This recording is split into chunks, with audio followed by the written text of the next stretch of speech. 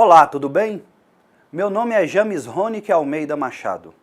Sou administrador e especialista em didática.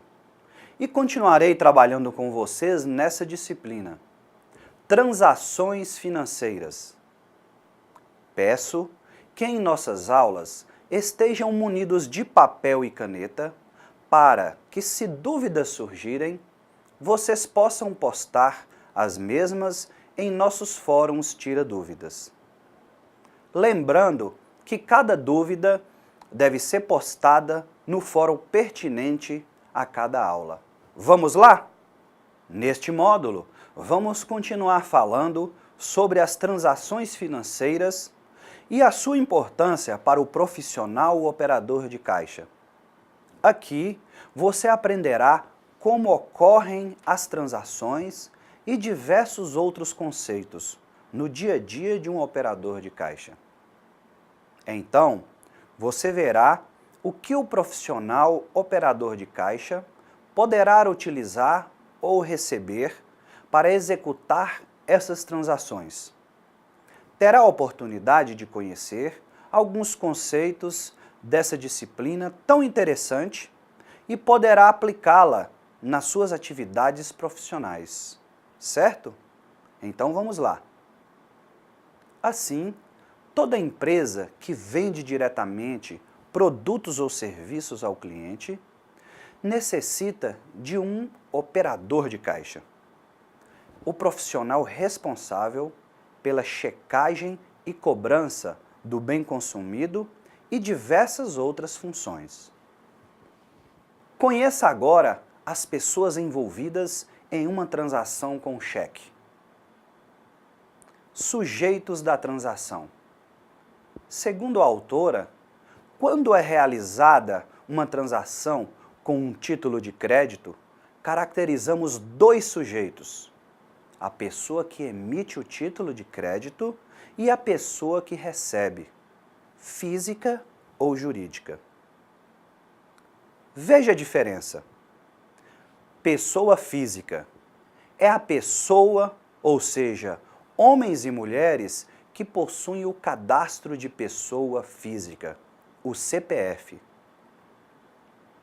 Pessoa jurídica é a entidade abstrata com existência e responsabilidade jurídica, como, por exemplo, empresas públicas e privadas, órgãos, associações, etc. Possuem o Cadastro Nacional de Pessoa Jurídica, o CNPJ. A pessoa física ou jurídica que emite o título de crédito, cheque, é chamado de emissor, emitente ou devedor. A pessoa física ou jurídica que recebe o cheque é denominada de cedente ou credor, pois é aquele que está concedendo crédito. Também é considerado o beneficiário. Destaca-se também o sacado, que é o banco onde está depositando o dinheiro do emitente. Agora, vamos conhecer alguns cuidados que devemos ter ao receber os cheques. Vamos lá? As transações econômicas financeiras fazem parte da atividade empresarial e os títulos de crédito são, em muitos casos, a materialidade dessas transações. Portanto, essenciais para a atividade empresarial. Os títulos de crédito são suporte para o crédito, entendido em seu conceito como um ato de confiança entre aqueles que fazem parte da relação jurídica, de modo que consiste em uma autorização para a utilização do capital e que, sem sombra de dúvida, tem como um dos objetivos a insaciabilidade pelo lucro.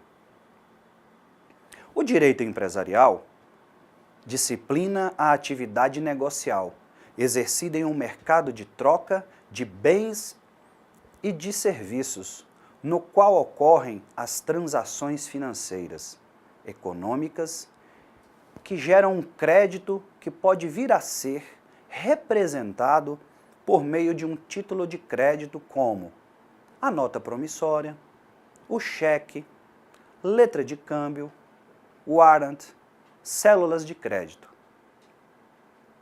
Além desses títulos de crédito tradicionais, o Código Civil liberou com fundamento constitucional, no artigo 170 da Constituição Federal, a criatividade empresarial, base para os títulos atípicos, fundados no artigo 889, parágrafo 3º do Código Civil. Tais documentos representativos concebem valores monetários passíveis de serem estimados, o que facilita a circulação e maior eficácia no seu recebimento. A modernidade e as novas práticas comerciais, bem como os altos índices de inadimplência na atividade empresarial, tornaram o crédito e a figura que o representa, ou seja, o título de crédito, fundamentais ao exercício da atividade empresarial. Importa também dizer que os títulos de crédito eletrônicos, títulos atípicos, promovem a organização da empresa, tendo em vista que dinamiza o processo das transações financeiras realizadas por elas, contribuindo para o sistema de informação contábil e, desse modo, para o desenvolvimento empresarial. O conceito de crédito passa pela ideia de uma relação jurídica de poder. É uma negociação futura e representa uma transação econômica sem o desembolso imediato do dinheiro. O título de crédito é a materialização dessas transações. É a corporificação das mesmas, ou seja, mobiliza o crédito e facilita as negociações, que acabam por basear-se na relação de confiança e boa-fé das partes. Ele, portanto, formaliza a negociação realizada. Diniz afirma que os títulos de crédito constituem manifestações unilaterais de vontade. O título é representado por uma cártula e tal documento representa um direito literal e autônomo. Ora, dessa maneira, o título de crédito representa um fato, o crédito oriundo de uma negociação ocorrida. Dessa forma, o crédito representa e substitui valores, dá ao portador do título o direito ao exercício concreto do crédito por meio de um processo de execução, quando necessário. Fázio Júnior afirma que o crédito tem sua base na confiança, a boa-fé, que será realizado o pagamento, e no prazo, dilação temporal para o desembolso do dinheiro. Portanto, é o direito a uma prestação futura. Os títulos de crédito são documentos representativos de obrigações pecuniárias. Não se confundem com a própria obrigação, mas se distinguem dela na exata medida em que representam. Portanto, para Coelho, os títulos de crédito podem ter natureza cambial ou extracambial. Quem os tem direitos de conteúdo operacional, uma negociação mais facilitada do crédito, uma negociabilidade, e uma cobrança judicial desse crédito mais eficiente e célere, a executividade. Sobre a negociabilidade, Requião afirma que a ilusão de que o crédito multiplica o capital se deve precisamente à criação dos títulos de crédito. Não fossem estes e o capital emprestado, saindo das mãos do mutuante, não seria mais suscetível de mobilização. Assim, pode-se afirmar que os títulos de crédito tornam-se mecanismos importantes para a circulação de troca de bens e serviços. Haja vista que, além de facilitarem a circulação do crédito, também garantem o recebimento rápido por meio de um processo de execução desses valores, oriundo dessas transações empresariais. Disse que o título de crédito é autônomo, não em relação à sua causa, como às vezes se tem explicado, mas porque o possuidor de boa-fé exercia um direito próprio, que não pode ser restringido ou destruído em virtude das relações existentes entre os anteriores possuidores e o devedor.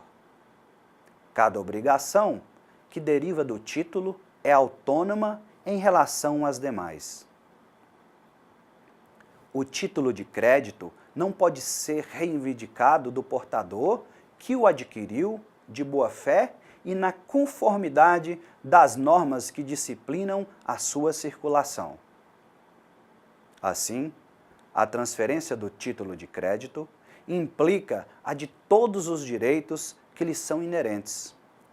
Torna possível a circulação de crédito sem a utilização de qualquer soma em dinheiro.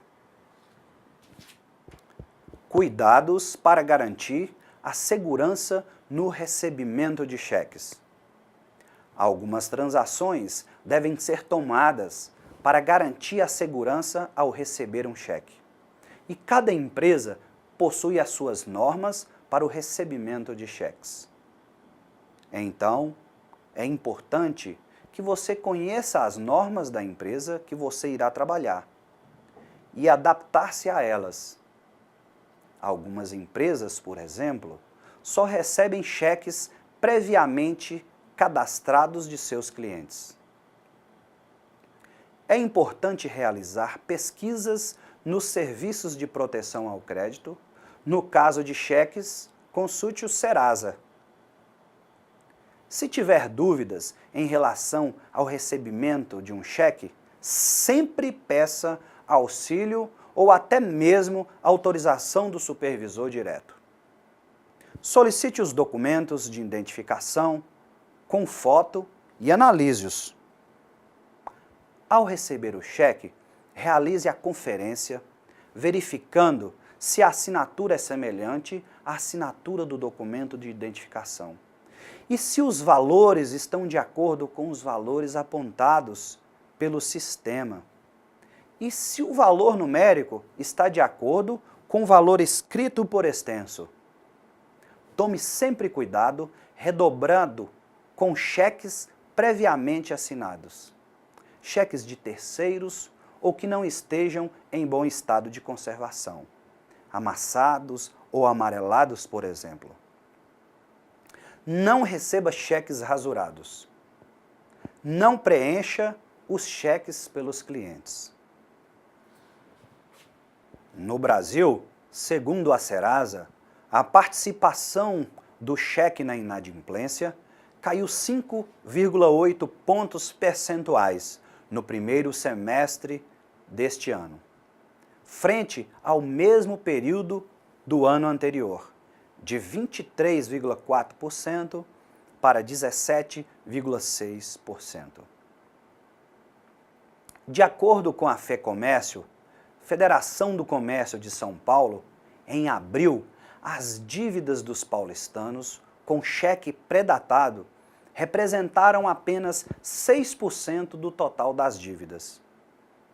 A representação dessa forma de pagamento nos índices de inadimplência está caindo e o seu uso está crescendo. Segundo o consultor em finanças, especialista em matemática financeira, Marcos Crivellaro, de acordo com ele, esse crescimento deve-se à possibilidade de negociação direta entre o consumidor e o varejista, além da flexibilidade de prazos e parcelamentos. No entanto, é preciso atenção redobrada na hora de preencher e receber a folha. para não ter prejuízos. Segue adiante uma série de cuidados para os consumidores e lojistas. Consumidor. Cuidados começam antes da compra para o consumidor. Os cuidados começam na hora de receber os talões. Apesar da praticidade, o especialista recomenda não recebê-los pelo correio. É melhor ir ao banco. Quando não for possível, confira se o envelope que chegou à sua casa não está violado. Também fique atento para que dados como nome, número de conta, CPF e quantidades de cheque do talão estejam corretos. O especialista lembra que os talões devem ser deixados em casa, guardados em locais seguros. Na carteira, devem ficar apenas algumas folhas, separadas de qualquer documento pessoal. É importante também não ter nenhum cheque assinado em branco. Se você não tem mais conta em determinado banco, mas ainda possui cheques dele, destrua-os. Não os guarde. Na hora de preencher, a atenção deve ser redobrada. Nunca aceite canetas de terceiros e nunca utilize canetas que podem ser apagadas com facilidade, como as hidrográficas. Além disso, você mesmo deve preencher a folha. Não permita que outros façam. Nunca deixe espaços em branco entre os números. Preencha esses espaços com símbolos entre o valor, como reais, jogo da velha, R$ 1.000, jogo da velha. No valor extenso, não deve haver espaços vazios. Prefira escrever com H em vez de UM. Confira sempre os dados do canhoto com seu extrato bancário, para verificar se a compensação foi feita de maneira correta. É bom lembrar que se o cheque sem fundo for devolvido 2 vezes pelo banco, seu nome pode fazer parte do CCF, Cadastro de Emitentes de Cheques, do Banco Central. É importante destacar que o comerciante não é obrigado a receber cheque. De acordo com a Lei 1521 de 51, apenas o dinheiro, representado por cédulas e moedas, é reconhecido por lei como meio de troca e medida de valor capaz de realizar a quitação imediata de um bem. O cheque é um título de crédito que representa uma ordem de quitação e, como tal, não apresenta as características do pronto pagamento. Dessa forma, fica a cargo do comerciante a decisão de aceitar ou não o pagamento com cheque. Lojista. Exija o documento de identificação do cliente. Na hora de receber um cheque, os varejistas também devem ficar atentos. A assinatura deve ser conferida com um documento de identificação do cliente, com foto, bem como com o cartão do banco. Número de telefone e endereço devem constar no verso da folha, com uma declaração de sua finalidade e o endosso do consumidor. Cheques rasurados, com manchas ou borrões, ou mesmo com o valor já preenchido, não devem ser aceitos, assim como cheques de terceiros. O especialista lembra que não deve haver rasuras na numeração do cheque e da conta bancária, e os dados impressos em código de barras, localizados no rodapé de cada cheque, devem conferir com os dados impressos na primeira linha, da parte superior do cheque. Cuidado com cheques clonados. Verifique se os números do RG e CPF que constam na folha não estão apagados ou rasurados. Outro erro comum que pode ocasionar no cancelamento do cheque é a falta de nominal. É preciso ficar atento, pois cheques acima de R$ 100 devem ser sempre nominais ou corre o risco de não ser compensado. Na hora de preencher, é preciso ficar atento, pois a data, valor e assinatura não podem conter erros de escrita. A cidade em que se preenche o cheque é onde você está. Se eu estou em Montes Claros, mas meu cheque é de Teófilo Otoni, devo preencher no campo cidade a palavra Montes Claros.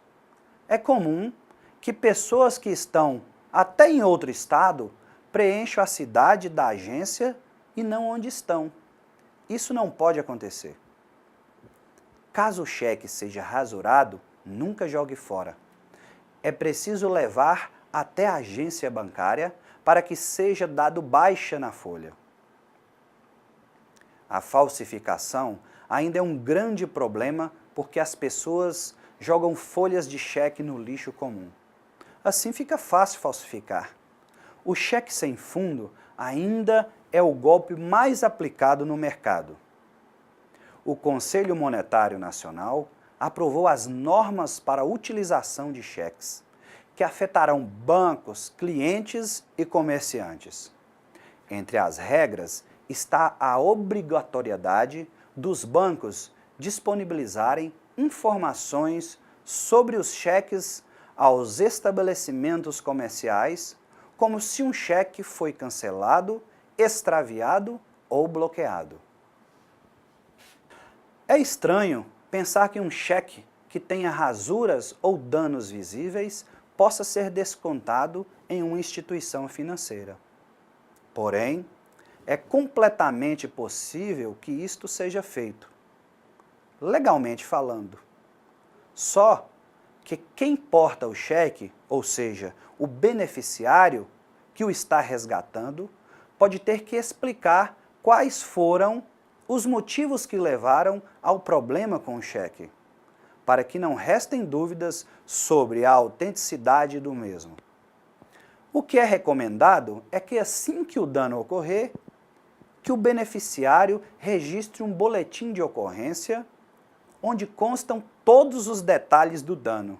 Assim, ele terá duas opções: tentar descontá-lo em um banco ou solicitar ao emitente que faça uma nova via do cheque.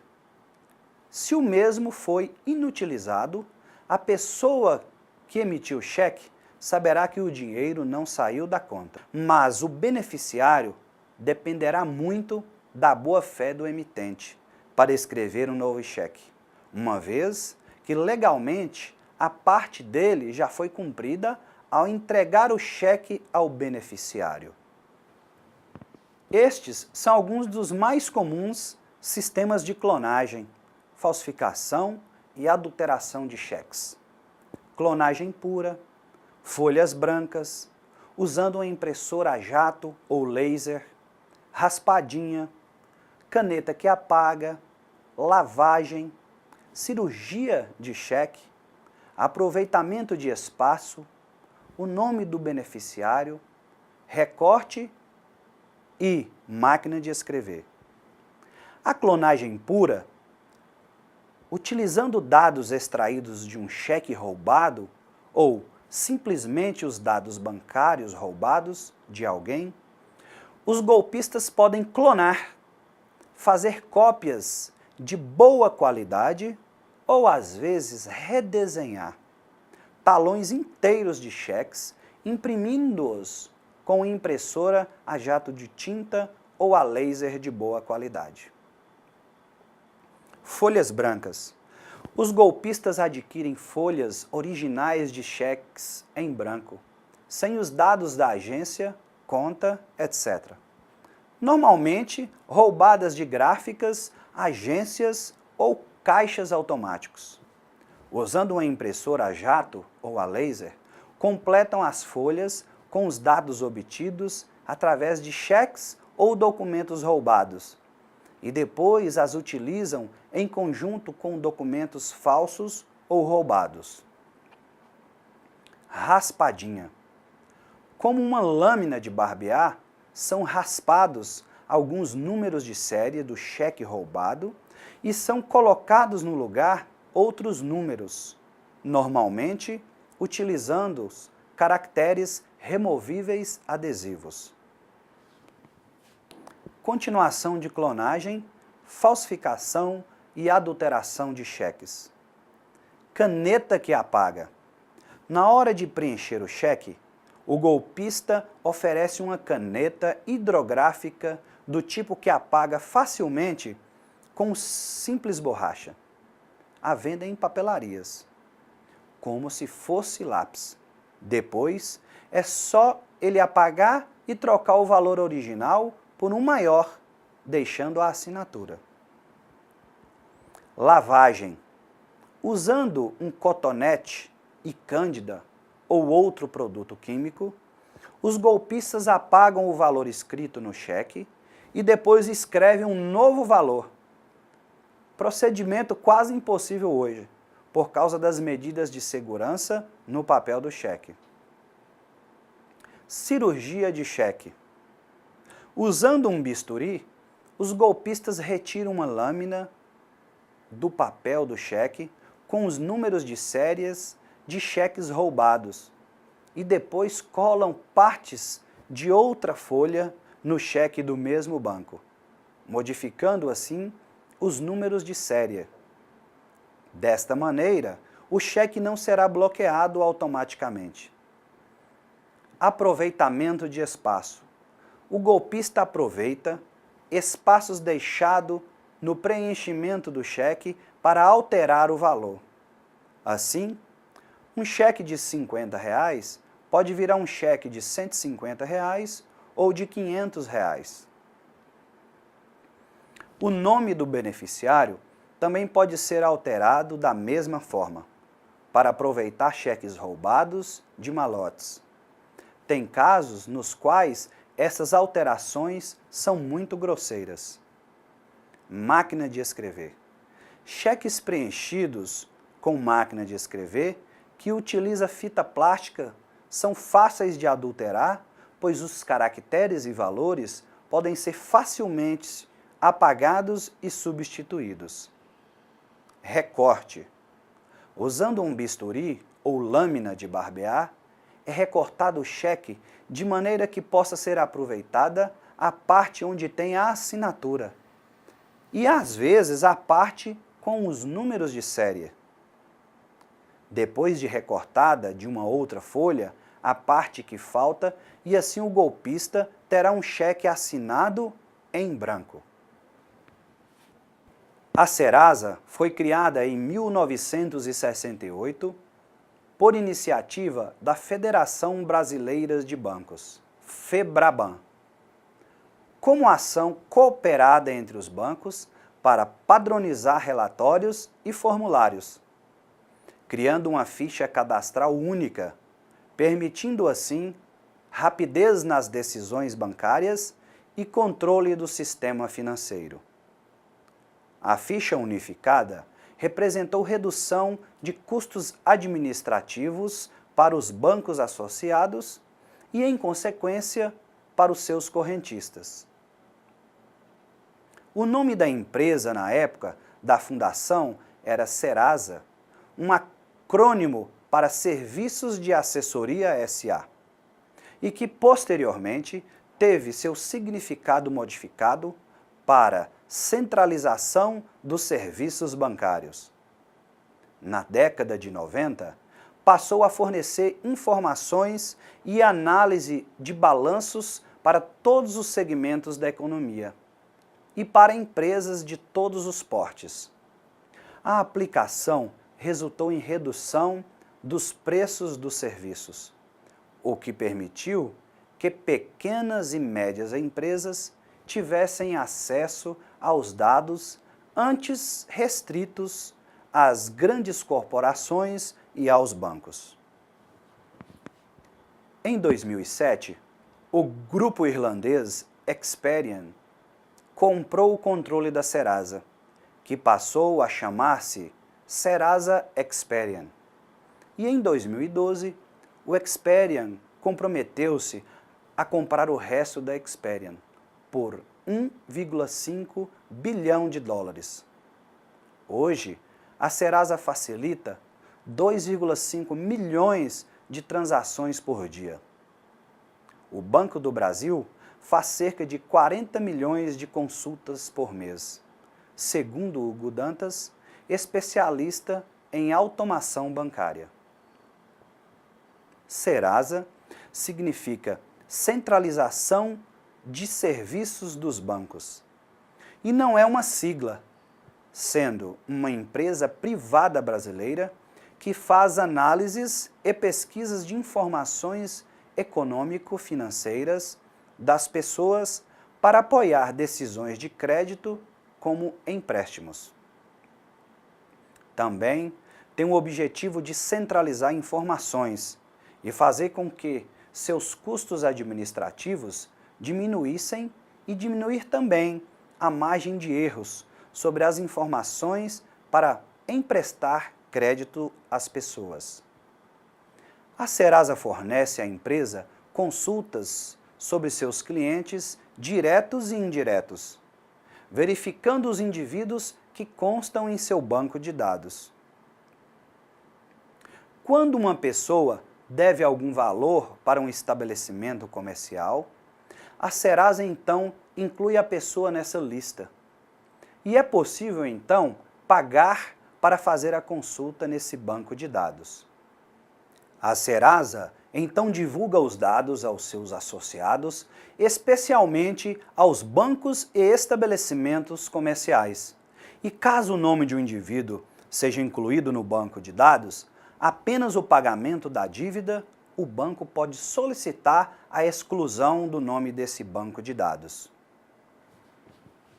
Conheça a diferença entre Serasa e SPC. As duas empresas têm a mesma função: informar quem está com o nome sujo e dar outras informações importantes para as empresas que querem vender a prazo ou conceder empréstimos. A Serasa recebe a maior parte das informações sobre quem tem dívidas em bancos, enquanto o SPC tem mais acesso aos dados de consumidores que devem no comércio. Mesmo assim, quando você é negativado em uma delas, essa informação costuma ir para o banco de dados da outra empresa. Então, as principais diferenças entre a Serasa e o SPC estão relacionadas à criação e aos tipos de consulta do CPF. Confira. O que é o SPC Brasil? Já o SPC é patrocinado pelas associações comerciais, especificamente as Câmaras de Diretores Lojistas, CDL. Isso significa que o SPC, assim como a Serasa, vende aos lojistas a relação de pessoas físicas e jurídicas que estão com o nome sujo. Caso queira fazer a consulta online do CPF, terá que pagar R$ 3,90 por vez. Para quem está em outro estado, não tem jeito. A solução é fazer uma consulta online. O Serviço Central de Proteção ao Crédito, SCPC, administrado pela Boa Vista Serviços, é outra empresa que tem as informações sobre quem está endividado. Diferentemente do Serasa e do SPC, esta é a única empresa que deixa você consultar seu CPF, gratuitamente pela internet. Caso o consumidor não quite suas dívidas com a empresa ou banco, este pode enviar o nome do consumidor ao SPC e assim gerar dificuldades para ele com aprovações de crédito. Para saber se o nome está ou não no SPC, você deve ir até um dos postos de atendimento e pedir que seja verificado o seu nome ou enviar um procurador com firma reconhecida.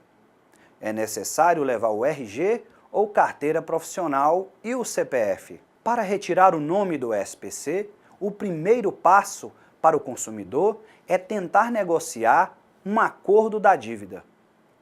Caso a dívida seja parcelada, após o pagamento da primeira parcela, o nome deverá ser retirado do SPC. Casos especiais do nome no SPC. Ser intimado a pagar a dívida em cartório, se a dívida estiver dentro do prazo limite determinado. Apenas pague o valor que estiver impresso na intimação. Caso contrário, esta só poderá ser paga diretamente com a entidade que o consumidor deve o pagamento. Nunca se esqueça de pedir um comprovante de pagamento para evitar problemas. Cheque sem fundo. Neste caso, o dono do cheque deverá procurar o local indicado pelo fornecedor ou prestador de serviço para recuperar o valor emitido pelo cheque. A emissão do cheque sem fundo também é registrada no Cadastro de Emitentes de Cheques Sem Fundo, o CCF, onde precisará pagar uma taxa na agência bancária para tirar o nome do CCF. A dívida está com a empresa de cobrança. Neste caso, a pessoa poderá procurar a própria empresa para quitar a dívida, estando sujeito aos encargos previstos no contrato. Lembrando que a multa do atraso não poderá ser superior a 2%. Dicas relacionadas ao SPC. Evite comprar que não poderá pagar, dentro do prazo determinado. Sempre verifique o saldo bancário para não ocorrer a emissão de cheques sem fundo. Sempre pegar comprovantes de pagamento e notas fiscais e guardar em um local específico. Caso o nome já esteja no SPC, analise antes quais as melhores possibilidades de pagamento. Quando for retirar o nome do SPC, peça um comprovante de que a dívida está sendo quitada. Toda a atenção é possível deve ser destinada ao efetuar uma transação comercial para que não ocorram erros, ou mesmo você ou a sua empresa sejam uma possível vítima de alguém mal intencionado. Ao final da transação financeira, não se esqueça de requerer a segunda via dos pagamentos efetuados, ou primeira via dos pagamentos recebidos através de cartões, bem como guardar adequadamente os valores pagos ou recebidos, notas fiscais, recibos, etc. Estes documentos, além de servirem para a contabilidade, servem também, caso necessário, como documento de quitação de débito. Algumas dicas de como retirar o nome da lista de inadimplentes. Ao tomar ciência de que o seu nome consta na lista de inadimplentes de órgãos de proteção ao crédito, o primeiro passo é identificar qual o tipo de pendência que está registrado. No caso de empresas de varejo,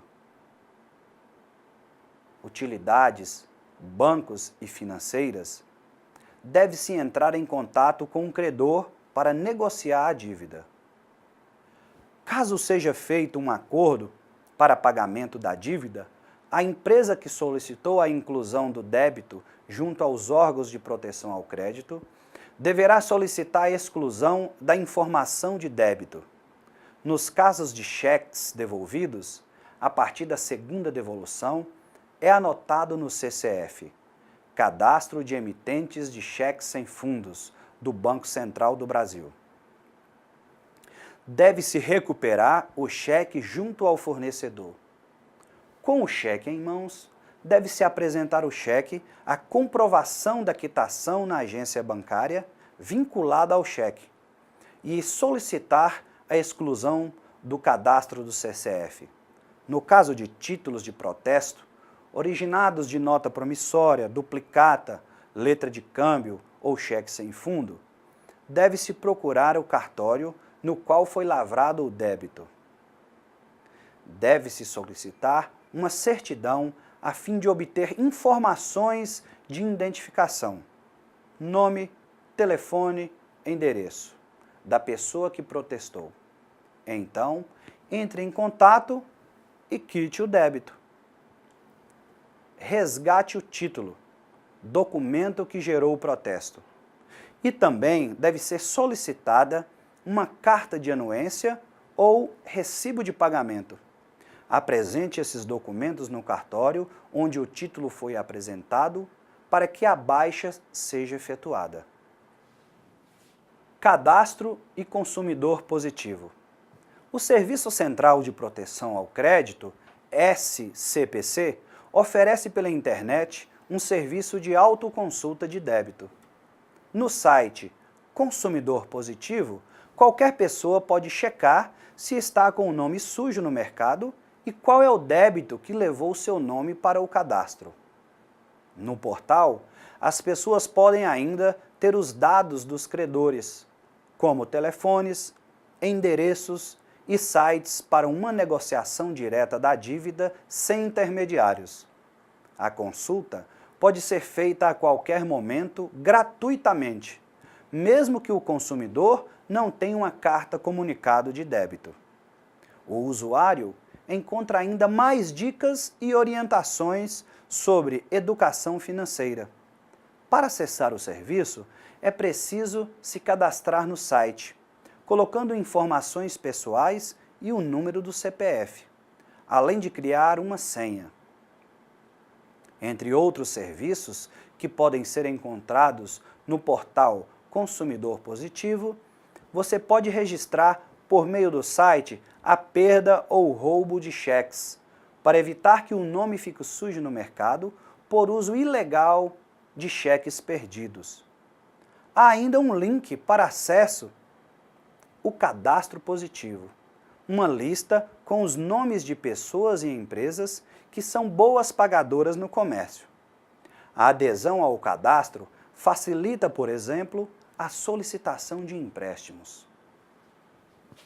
Desde 1º de agosto de 2013, as pessoas físicas ou jurídicas podem permitir que empresas e instituições financeiras tenham acesso ao seu histórico de pagamentos realizado em bancos, lojas que vendem a crédito, consórcios, concessionárias de serviços públicos, água e luz, por exemplo. O cadastro positivo nada mais é que um banco de dados que, ao invés de conter a lista de consumidores com dívidas não pagas, o temido cadastro negativo traz o histórico dos bons pagadores. Na hora de conceder um empréstimo ou financiamento, o credor analisa os riscos de um calote do consumidor.